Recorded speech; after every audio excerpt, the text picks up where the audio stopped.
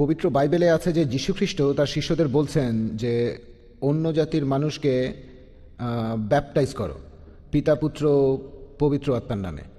এখন আমার প্রশ্নটা হলো, এই অনুচ্ছেদটাই কি যিশুর ঈশ্বর হওয়ার প্রমাণ? না হলে এটার উত্তরটা কি হবে? একবার একটা জুতোর মডেলে আরবি আয়াত বিসমিল্লাহির রহমানুর রহিম লেখা হলো, মুসলিমরা সবাই স্ট্রাইক করলো, এসব ঘটনা এখনো ঘটছে, সবাই আমাদের সাথে খেলছে। প্রথম প্রশ্ন। দ্বিতীয়টা হলো, এভাবে স্ট্রাইক করা বা হরতাল ডাকা ইসলামের ব্যাপারে কি বলে? কারণ এখানে অনেকেই ক্ষতিগ্রস্ত হচ্ছে যারা সরাসরি জড়িত নয়। আসসালামু আলাইকুম প্রিয় দর্শক, ডাক্তার জাকির নাইকের এই প্রশ্ন উত্তর পর্বটি খুবই গুরুত্বপূর্ণ হতে যাচ্ছে। হ্যাঁ প্রিয় দর্শক, ডাক্তার জাকির নাইকের এই প্রশ্ন উত্তর পর্বটিতে ইসলামিক নিয়ে কিন্তু প্রশ্ন করা হয়েছে। হ্যাঁ প্রিয় দর্শক, এই ভিডিওটি বিশেষ করে মুসলিম ভাইরা কিন্তু আপনারা এড়িয়ে যাবেন না। আমাদের ইসলাম ধর্ম সম্পর্কে কিন্তু প্রশ্ন করা যে খুবই গুরুত্বপূর্ণ তথ্য কিন্তু আপনারা এই ভিডিওটি জানতে পারবেন। খুবই গুরুত্বপূর্ণ কিন্তু টপিকে কিন্তু ইসলামিক নিয়ে কিন্তু প্রশ্ন করা হয়েছে ডাক্তার জাকির নাইককে। একের পর এক কিন্তু ইসলামিক নিয়ে কিন্তু প্রশ্ন করে যাচ্ছেন আমাদের মুসলিম ভাইরা। তো অতি অবশ্যই মুসলিম ভাইরা কিন্তু আমরা ভিডিওটি এড়িয়ে যাবেন না। এই ভিডিওটিতে আপনারা অনেক কিছু শিখতে পারবেন, বিশেষ করে মুসলিম ভাইরা। তো অতি অবশ্যই ভিডিওটিকে না টেনে কিন্তু লাস্ট পর্যন্ত দেখার অনুরোধ রইল। তো ভিডিওটি শুরু করার আগে আপনারা যদি এরকম ইসলামিক পর্যায়ে ভিডিও দেখতে চান তো অতি অবশ্যই আমাদের আল্লাহ চ্যানেলটিকে সাবস্ক্রাইব করে নেবেন। আমরা এই চ্যানেলে কিন্তু নিয়মিত ইসলামিক পর্যায়ে ভিডিও আপলোড করে থাকি। চলুন আমরা ডাক্তার জাকির নাইকের প্রশ্ন উত্তর পর্বটি দেখে আসি, কথা না বাড়িয়ে। পবিত্র বাইবেলে আছে যে যীশুখ্রিস্ট তার শিষ্যদের বলছেন যে অন্য জাতির মানুষকে ব্যাপটাইজ করো পিতা পুত্র পবিত্র আত্মার নামে। এখন আমার প্রশ্নটা হলো, এই অনুচ্ছেদটাই কি যিশুর ঈশ্বর হওয়ার প্রমাণ? না হলে এটার উত্তরটা কি হবে? ভাই, আপনি একটা প্রশ্ন করলেন যে পবিত্র বাইবেলে আছে যিশু তার শিষ্যদের বলছেন তোমরা মানুষকে ব্যাপটাইজ করো পিতা পুত্র ও পবিত্র আত্মার নামে। এটার মানে কি ট্রিনিটি? আমার মন্তব্য কি, এটা কমপ্লিট ট্রিনিটি না। বাইবেলের ট্রিনিটির ধারণার কাছাকাছি অনুচ্ছেদ আছে। ফার্স্ট এপিস্টল অফ জনে 5 নম্বর অধ্যায় 7 অনুচ্ছেদ বলছে স্বর্গে 3 জন সব হিসাব রাখেন, পিতা পুত্র এবং পবিত্র আত্মা, আর এরা 3 জন এক। যদি এক হয় তাহলে ট্রিনিটি। যদি আমি বলি যে 3 জন লোক আছে, এটা ট্রিনিটি না। 3 জন এক হলে সেটা ট্রিনিটি হবে। বাইবেলে কোথাও ট্রিনিটি শব্দটা পাবেন না নাম ধরে। ট্রিনিটি শব্দটা বাইবেলে নেই, পবিত্র কোরআনে আছে। সূরা নিসার 171 নম্বর আয়াতে উল্লেখ করা হয়েছে, বলা হয়েছে ওয়ালা তাকুলু সালাসা, তোমরা ট্রিনিটি বলো না, ইনতাহু খায়রাল লাকুম, তোমাদের জন্য এটা কল্যাণকর। কোরআনে ট্রিনিটি আছে, তবে বলা হয়েছে এটা বলো না। এরপর সূরা মাইদার 73 নম্বর আয়াতে উল্লেখ করা হয়েছে লাকাদ কাফরাল্লাযিনা কালু ইন্নাল্লাহা সালিসু সালাসা, তারা কুফরি করছে, ধর্মের অবমাননা করছে যারা এই কথা বলে যে আল্লাহ তিনের মধ্যে একজন, আল্লাহ হলেন 3 জন মিলে। এটাকে বলে ট্রিনিটি। পবিত্র কোরআনে এই ট্রিনিটি শব্দটা আছে মোট 2 বার, তবে বলা আছে এটা নিষিদ্ধ। পবিত্র বাইবেলের শব্দটা কোথাও নেই। সবচেয়ে কাছাকাছি ফার্স্ট এপিস্টল অফ জন 5 নম্বর অধ্যায় 7 অনুচ্ছেদ, আপনার বলা অনুচ্ছেদটা না, সেটাতে 3 জনকে এক বলা হয়নি, এটাতে বলা হয়েছে। তবে এই ফার্স্ট এপিস্টল অফ জন 5 নম্বর অধ্যায় 7 অনুচ্ছেদ যেটা বলছে যে স্বর্গে 3 জন হিসাব রাখে, পিতা পুত্র আর পবিত্র আত্মা, আর 3 জন হলো এক, এটা বাইবেলের রিভাইজড স্ট্যান্ডার্ড ভার্সন অনুযায়ী, স্ট্যান্ডার্ড ভার্সন রিভাইজ করেছেন 32 জন খ্রিস্টান বিশেষজ্ঞ যারা খুবই উচ্চপদস্থ, যাদের পেছনে 50টি খ্রিস্টান প্রতিষ্ঠান সমর্থন দিচ্ছে। এই বিশেষজ্ঞরা বলছেন যে পবিত্র বাইবেলের এই অনুচ্ছেদটা বানানো হয়েছে, পরে লেখা হয়েছে, তারপর ঢোকানো হয়েছে, আর বাইবেল থেকে এই অনুচ্ছেদটা বাদ দেওয়া হয়েছে। কারণ এটা বানানো হয়েছে, পরে লেখা হয়েছে, তারপর ঢোকানো হয়েছে। তাই রিভাইজ স্ট্যান্ডার্ড ভার্সনে, যেটা হলো বাইবেলের সবচেয়ে বেশি বিক্রি হওয়া ভার্সন, সেখানে এটা নেই। আপনি যেটা বললেন 3 জনের কথা, কিন্তু ট্রিনিটি না। যে অনুচ্ছেদটা বাদ দেওয়া হয়েছে সেখানেও ট্রিনিটি নেই, কিন্তু ট্রিনিটির কাছাকাছি যেটা পবিত্র বাইবেল থেকে বাদ দেওয়া হয়েছে। তাহলে ট্রিনিটি শব্দটা বাইবেলে নেই, এই শব্দটা শেখায় চার্চ। বাইবেল অথবা যীশু খ্রিস্ট কখনো ট্রিনিটির কথা বলেননি। আশা করি উত্তরটা পেয়েছেন। কোনো ভাই কি প্রশ্ন করবেন? হ্যাঁ ভাই। চিকিৎসা করার অনেকগুলো পদ্ধতি আছে, আর তার একটা হলো হোমিওপ্যাথি চিকিৎসা। আমরা জানি যে এই ওষুধে আছে অ্যালকোহল। অনেকে বলে যে 90% হোমিওপ্যাথি ওষুধের মধ্যেই অ্যালকোহল থাকে। এ ব্যাপারে কি বিস্তারিত বলবেন? কারণ কিছু অসুখ বিসুখ আছে যেগুলো শুধুমাত্র হোমিওপ্যাথিক ওষুধেই সারে, যেমন অস্টার আর্থ্রাইটিস ইত্যাদি। ভাই প্রশ্ন করলেন যে হোমিওপ্যাথি চিকিৎসায় বেশিরভাগ ওষুধে অ্যালকোহল থাকে, অনেকে বলে 90%, আর বললেন কিছু রোগ যেমন অস্টার আর্থ্রাইটিস একমাত্র চিকিৎসা হোমিওপ্যাথি, যেটার সঙ্গে আমি একমত নই, তবে এতে কোনো সমস্যা নেই। এখন হোমিওপ্যাথি ওষুধ খেতে পারবো কি না, সাধারণ নিয়ম হিসেবে অ্যালকোহল নিষিদ্ধ। যদি এটাই একমাত্র ওষুধ যেটা আপনার জীবন বাঁচাবে, জীবন বিপন্ন হলে অনুমতি আছে। আপনি জিজ্ঞাসা করলে বলবো হ্যাঁ বেশিরভাগ হোমিওপ্যাথিক ওষুধে অ্যালকোহল থাকে, তাই যদি বাদ দিতে পারেন তাহলে বলবো বাদ দেন, অন্য কোনোভাবে চিকিৎসা করেন। যেটাতে কোনো অ্যালকোহল নেই। হোমিওপ্যাথি বেশিরভাগ ওষুধে আছে, তাই সাধারণ নিয়মে চিকিৎসাটা নেব না, এটাই সাধারণ নিয়ম। অনেকেই হয়তো অ্যালোপ্যাথির চাইতে হোমিওপ্যাথিতে উপকার পাবেন। বলছি না হোমিওপ্যাথি সেরা, তবে অনেকে হয়তো হোমিওপ্যাথিতে ভালো ফল পেতে পারেন। কেউ সব নিয়মে চিকিৎসা করে তারপর হোমিওপ্যাথিতে আসলো, আর শেষ উপায় হিসেবে এই চিকিৎসা নেই, কোনো সমস্যা নেই। তবে আপনি বললেন কিছু রোগ হোমিওপ্যাথি ছাড়া সারে না, আমি একমত নই। কিছু মানুষ হোমিওপ্যাথিতে উপকার পেয়েছে, পাননি সেটা বলছি না। হোমিওপ্যাথিতে অনেক মানুষ উপকার পেয়েছেন, তবে অন্য পদ্ধতিতেও পাবেন। আর লোকজন বলে এই ডাক্তার সেরা, এই ট্রিটমেন্ট সেরা, তাহলে এমনিতে আপনি অ্যালকোহল মেশানো ওষুধ খাবেন না। তবে যদি হোমিওপ্যাথি একমাত্র চিকিৎসা হয়, একমাত্র ট্রিটমেন্ট, অন্য পদ্ধতিতে যদি ট্রিটমেন্ট থাকে যেটাতে অ্যালকোহল নেই, আগে সেটা দেখেন। হোমিওপ্যাথি হলো শেষ ভরসা, প্রথমে যাবেন না। অন্য চিকিৎসায় কাজ না হলে তারপর হোমিওপ্যাথি চিকিৎসা নিয়ে দেখতে পারেন, সমস্যা নেই। আশা করি উত্তরটা পেয়েছেন। হ্যাঁ ভাই বলেন। জাকির ভাই, আমার প্রশ্নটা বায়াত সম্পর্কে। বায়াতের গুরুত্ব কতখানি, আর এটা কি এখনকার দিনে প্রযোজ্য যেখানে খিলাফত বলে কিছুই নেই? ভাই প্রশ্ন করলেন যে বায়াতের গুরুত্ব কতখানি। বায়াত মানে আনুগত্য প্রকাশ করা, এটা কোরআনের সূরা মুমতাহিনায় আছে। এখানে 12 নম্বর আয়াতে বলা হয়েছে, হে নবী, যখন মুমিন নারীরা তোমার কাছে এসে বায়াত করে, সূরা মুমতাহিনার 12 নম্বর আয়াতে উল্লেখ করা হয়েছে, এটাই হলো বায়াত। তাহলে আমরা দেখতে পাচ্ছি যে ইসলাম ধর্মে যদি কোনো খিলাফত থাকে যারা উচিত কাজ করে, আর প্রত্যেক মুসলিমেরই বায়াত করা উচিত কোনো খলিফার কাছে। যদি খিলাফত থাকে, খলিফাকে মেনে চলবেন, সব নিয়ম কানুন মেনে চলবেন। তবে দুর্ভাগ্যের কথা, এখন কোনো খিলাফতই নেই। তবে যদি থাকে এটা আবশ্যক। আর নবীজির কাছে একটা বায়াত আমরা অলরেডি করেছি, তিনি আল্লাহর প্রেরিত সর্বশেষ ও চূড়ান্ত রাসূল। যদি কোনো খলিফা থাকেন আমরা বায়াত করব, এটা মুসলিমদের সবার জন্য বাধ্যতামূলক। দুর্ভাগ্যজনকভাবে কোনো খিলাফত নেই। কিছু মানুষ আবারও খিলাফত প্রতিষ্ঠার চেষ্টা চালাচ্ছে, তবে খিলাফত থাকলে বায়াত করা বাধ্যতামূলক। এখন বায়াত বিভিন্ন প্রকারের হতে পারে। আপনি এখানে বললেন খিলাফতের কথা, আমাদের নবীজির কাছে বায়াত করা সেটা আমরা সবাই করেছি। মুসলিমরা লা ইলাহা ইল্লাল্লাহ মুহাম্মাদুর রাসূলুল্লাহ বিশ্বাস করি এক আল্লাহ এবং মুহাম্মদ তার রাসূল। এরপর যদি কোথাও খিলাফত চালু হয় তাহলে বায়াত করা বাধ্যতামূলক। এছাড়াও হতে পারে কোনো অর্গানাইজেশনের কাছে বায়াত করা, এটা বাধ্যতামূলক না।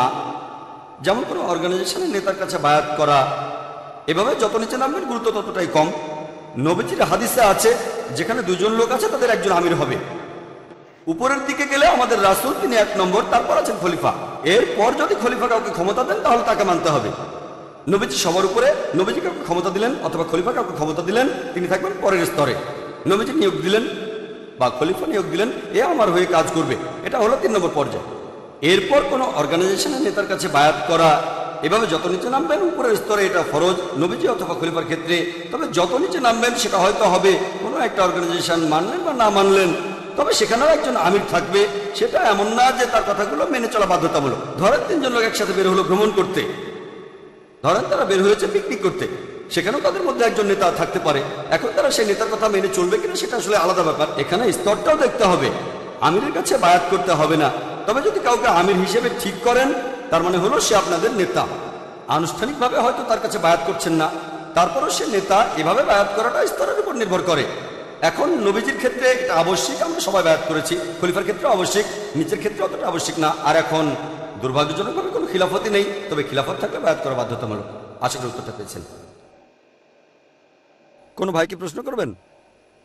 আসসালামু আলাইকুম ভাই। ওয়ালাইকুম আসসালাম রহমতুল্লাহ বারাকাতুহু। এখন অনেক অমুসলিম মহিলাই ইসলাম ধর্ম গ্রহণ করছে। আমার প্রশ্নটা এই মহিলাদের বিয়ে সম্পর্কে, কারণ অনেক মুসলিম পরিবারই বেশ রক্ষণশীল, আর তারা চায় না যে তাদের ছেলে এমন কোনো রিভার্ট মহিলাকে বিয়ে করুক। ভাই প্রশ্ন করলেন যে অনেক মহিলা ইসলাম গ্রহণ করছে, আর আমিও একমত যে পুরুষদের চাইতে মহিলারা বেশি ইসলাম গ্রহণ করছে।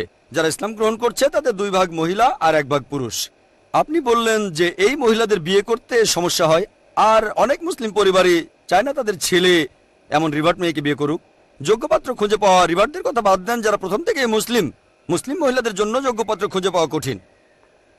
রিভার্ট তাদের কথা বাদ দিলাম, পরিস্থিতি খুবই খারাপ, বেশিরভাগ মানুষই ভুল পথে চলছে।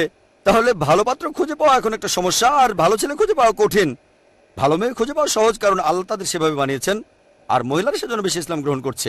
এখন আপনার প্রশ্নটা রিভার্ট কোনো মহিলাকে বিয়ে করার প্রসঙ্গে, এটা বলা উচিত না যে মুসলিম ছেলে রিভার্ট মহিলাকে বিয়ে করবে না। আর অনেক সময় ইসলাম গ্রহণের পেছনে অন্য কারণও থাকে, সব না কিছু কারণ। হয়তো LBW, লাভ বিফোর ওয়েডিং, প্রেম করে বিয়ে করবেন, এক্ষেত্রে আগে ইসলাম ধর্ম গ্রহণ করতে হবে, তাই রিভার্ট হলেন। তবে আলহামদুলিল্লাহ আমি অনেক মহিলাকে দেখেছি যারা মুসলিম হচ্ছেন ইসলামের কারণেই। এখনকার দিনে অনেকে ইসলাম গ্রহণ করছে। যদি কোনো মেয়ে বা ছেলে ইসলামের গুণের কারণে মুসলিম হয়, কারণটা এলবিডব্লিউ না, লাভ বিফোর ওয়েডিং। আর এমনটা হলে এরা যে ইসলাম ধর্ম পালন করবে তার সম্ভাবনা বেশি, জন্ম থেকে যারা মুসলিম তাদের চেয়ে তো বেশি। এটাই সাধারণত হয়, তবে সবসময় না। মাশাআল্লাহ, জন্ম থেকেই মুসলিম এমন অনেকেই আছেন খুবই ধার্মিক। তবে সাধারণত যদি কোনো লোক ইসলাম ধর্মের সৌন্দর্য দেখে মুসলিম হয়, ইসলাম সম্পর্কে জেনে, তাহলে তার ধর্ম পালন করার সম্ভাবনা বেশি, জন্ম থেকে যারা মুসলিম তাদের চাইতে অনেক বেশি। বুঝতে পেরেছেন? তবে আমি সেসব রিবারদের কথা বলছি না যারা মুসলিম হচ্ছে অন্য কারণে হোক, সেটা টাকা বা প্রেমের কারণে। এমনকি আলহামদুলিল্লাহ তাদের মধ্যে অনেকে যারা মুসলিম হয়েছে হয়তো প্রেমের কারণে, হয়তো প্রথমে ইসলাম সম্পর্কে জানতো না, একটা মুসলিম ছেলের সাথে প্রেম ছিল, কয়েক বছর পরে দেখা যায় সেই মেয়ে সেই মুসলিম ছেলের চাইতে বেশি ধর্ম পালন করছে, ছেলেটা শুধু নামে মুসলিম। বিয়ের আগে মেয়েটাকে বলেছে তোমাকে ধর্ম বদলাতে হবে, তারপর দেখা গেল সেই মেয়ে মুসলিম হলো, কয়েক বছর পরে সেই মেয়ে হয়তো ইসলাম পালন করছে বেশি বেশি করে। হয়তো স্বামীকে সে দাওয়া দিচ্ছে, স্বামী মানবে কিনা সেটা আলাদা ব্যাপার, এরকম অনেক আছে। তবে যদি কোনো পুরুষ বা মহিলা ইসলামের গুণের কারণেই মুসলিম হয়, তাহলে তারা মুসলিম ঘরে জন্মানো ছেলে মেয়েদের চাইতে বেশি ধর্ম পালন করবে, এই সম্ভাবনাই বেশি। এখানে অনুৎসাহিত না করে উৎসাহ দিতে হবে। তবে এর পাশাপাশি অন্যান্য বিষয়গুলো দেখতে হবে। আরো অনেক বিষয় আছে। অনেকে দেখে সৌন্দর্য, আভিজাত্য, সম্পদ আর গুণ, সেটা হলো গুণ। অন্য তিনটা বিষয় দেখবেন, এমন না যে দেখবেন না। কেউ যদি সুন্দরী মেয়ে বিয়ে করতে চায় করতে পারে, এতে কোনো রকম সমস্যা নেই। তবে সেরাটা হলো গুণ। সৌন্দর্য দেখতে গিয়ে গুণটাকে বাদ দেবেন না। যদি কারোর মধ্যে চারটা জিনিসই পান তবে তা আলহামদুলিল্লাহ। যদি কাউকে বিয়ে করেন যে সুন্দরী, সম্পদশালী, অভিজাত আর গুণবতী, আলহামদুলিল্লাহ। তবে সেরাটা হলো গুণ। আর নিজের অবস্থানের সাথে সামঞ্জস্য রেখে বিয়ে করবেন, এগুলো সব হাদিসে লেখা আছে। অবশ্যই এমন না যে সবই মানতে হবে, কিছু নাও মানতে পারেন। শুধুমাত্র গুণের জন্য অনেক কিছু বাদ দিতে পারেন, এভাবেও বিয়ে করে সুখী হতে পারেন আপনি। তাহলে এখানে বিভিন্ন বিষয় দেখে নিতে হবে। এখানে অনুৎসাহিত করা হচ্ছে না, উৎসাহ দেওয়া হচ্ছে, তবে বিভিন্ন বিষয় দেখে নিতে হবে। এমন না যে কলেজে প্রেম হয়েছে, এক বছর পরে মুসলিম হয়ে বিয়ে করে ফেললেন। এখানে অনেক বিষয় দেখতে হবে। সেই মেয়ে একজন ভালো মুসলিম হতে পারে, এখানে সব দিকে খেয়াল রাখবেন। তাদের অনুৎসাহিত করবেন না, বরং আপনারা উৎসাহ দেবেন। আশা করি উত্তরটা পেয়েছেন। কোনো ভাই প্রশ্ন করবেন? হ্যাঁ ভাই। যীশুখ্রিস্ট বলেছেন যে তোমাদের প্রতিবেশীকে ভালোবাসো, শত্রুকে ভালোবাসো। এছাড়াও শ্রী শ্রী রবিশঙ্কর আর অন্যান্য ধর্মীয় গুরুরা মানুষকে ভালোবাসার কথা বলেছেন, আর এভাবে তাদের অনুসারীর সংখ্যাও বাড়ছে।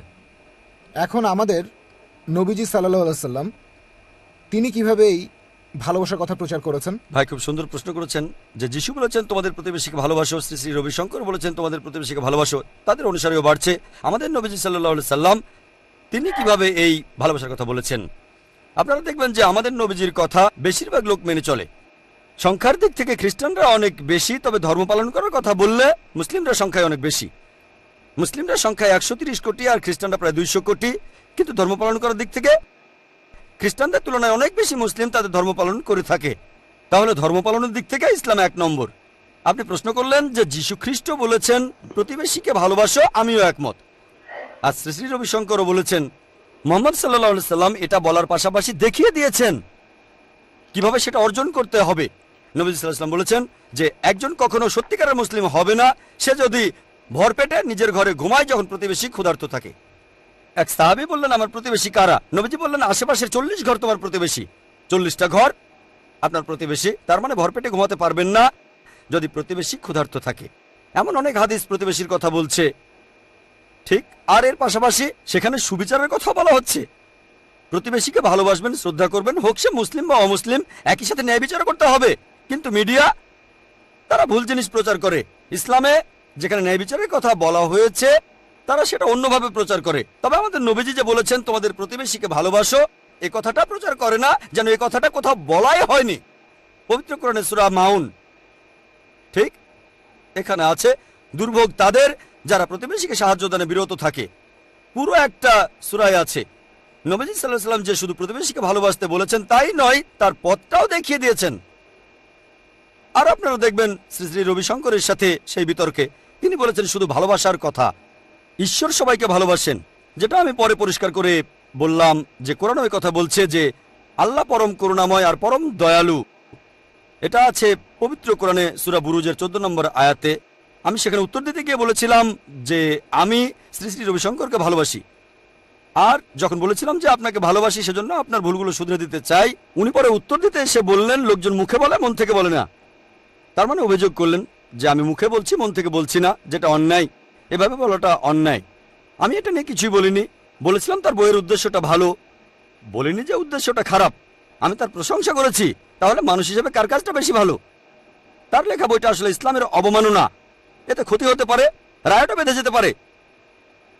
ইসলামের অবমাননা করেছেন। তারপরেও বলেছি তার উদ্দেশ্য বা নিয়তটা ভালো ছিল যে মুসলিম আর হিন্দুরা একত্রিত হবে, তবে কথাগুলো ভুল। আর আমি যখন বললাম যে ওনাকে ভালোবাসি, উনি পরোক্ষভাবে বললেন মানুষ অনেক কথাই মুখে বলে মন থেকে বলে না। আমি তো মুখে বলেছি, উনি মুখেও বলেননি যে আমাকে ভালোবাসেন।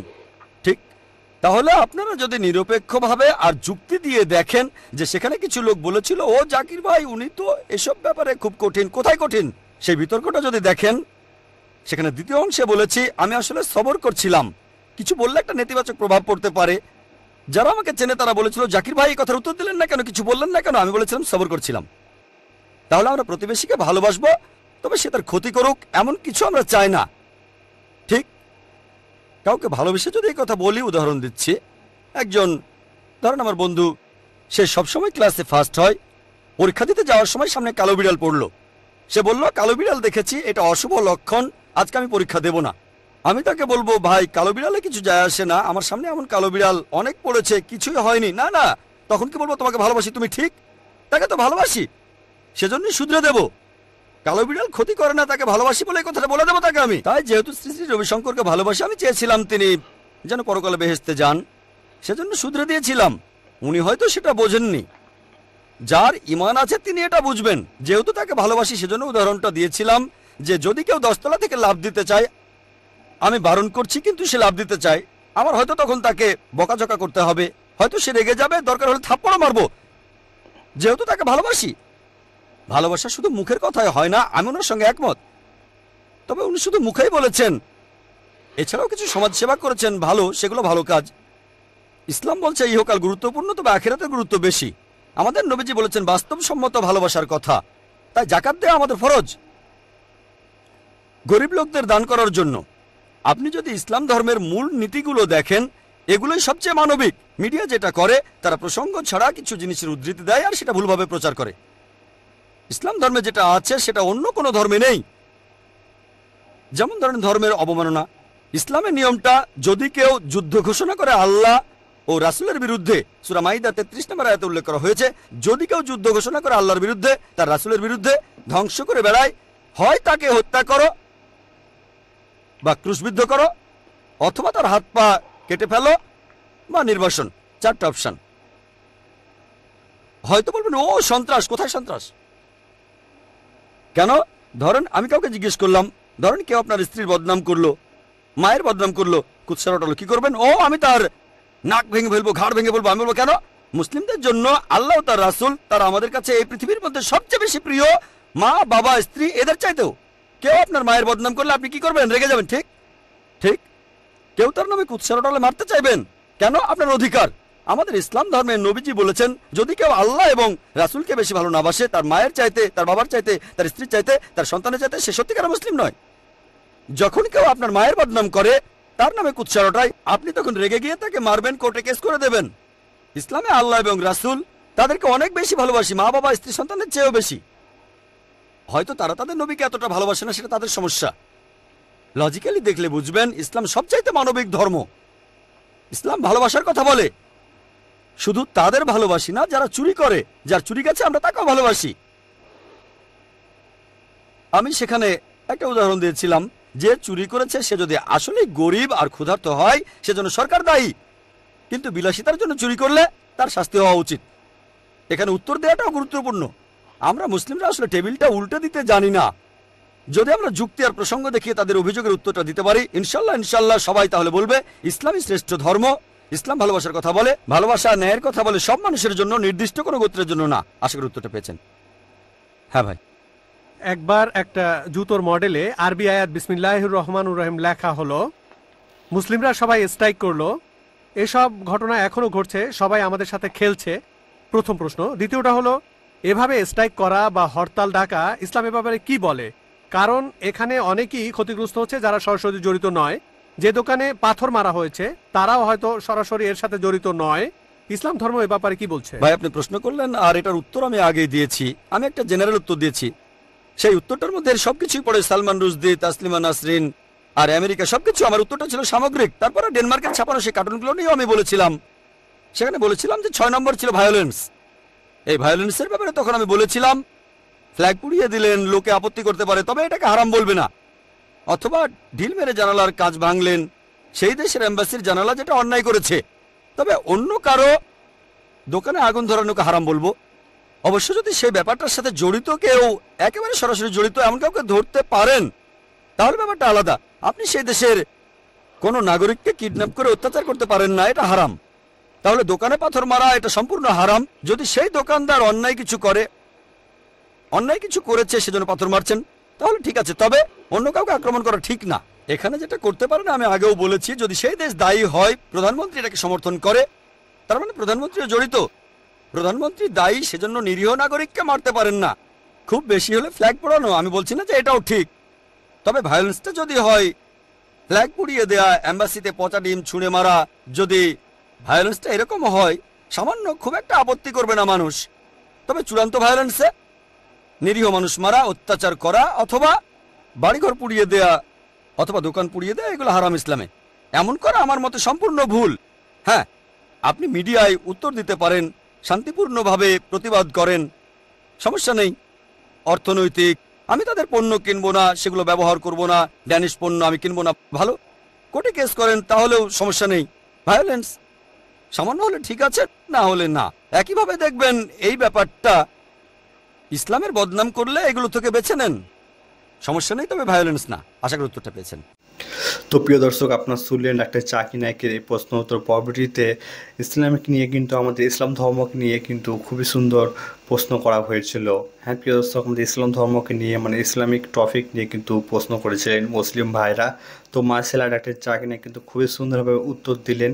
আপনার এই ভিডিওটি দেখে কী কী শিখলেন অতি অবশ্যই কমেন্ট বক্সে কমেন্ট করে জানাবেন। আর আপনাদেরকে ভিডিওটি কেমন লাগলো অতি অবশ্যই কিন্তু আপনারা বলবেন। আর এই চ্যানেলে কিন্তু আমরা নিয়মিত এরকমই ইসলামের পর্যায়ে গুরুত্বপূর্ণ তথ্য ভিডিও আমরা নিয়ে এসে থাকি। তো অতি অবশ্যই কিন্তু আমাদের আল্লাহ চ্যানেলটিকে সাবস্ক্রাইব করতে ভুলবেন না। চ্যানেলটিকে আপনারা সাবস্ক্রাইব করে যাবেন, ভিডিওটিকে বেশি বেশি শেয়ার করে দেবেন, আমাদের মা বোন থেকে দেখার সুযোগ করে দিবেন। তো